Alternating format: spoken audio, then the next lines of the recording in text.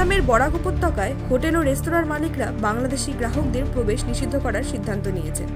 তারা বলেছেন, বাংলাদেশি হিন্দুদের ওপর অত্যাচার বন্ধ না হওয়া পর্যন্ত কাছাড়, শ্রীভূমি ও হাইলাকান্দি জেলার হোটেলগুলোতে প্রতিবেশী দেশ থেকে আসা কোনো পর্যটক ও দর্শনার্থীদের স্বাগত জানানো হবে না। হোটেল অ্যান্ড রেস্তোরাঁ অ্যাসোসিয়েশনের একজন মুখপাত্র বলেছেন, এই সিদ্ধান্ত কাছাড়, শ্রীভূমি এবং হাইলাকান্দি জেলার হোটেল এবং খাবারের ক্ষেত্রে প্রযোজ্য।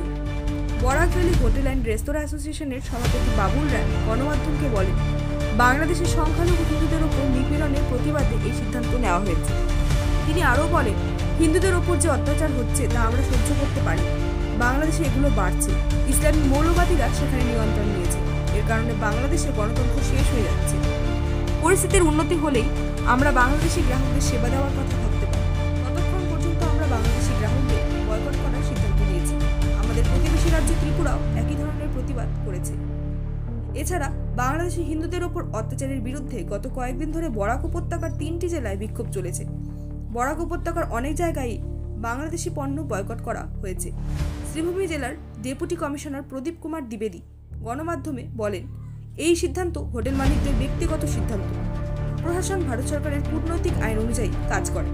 যারা প্রতিবাদ করেছেন এটা তাদেরই অধিকার। Bureau report, news update.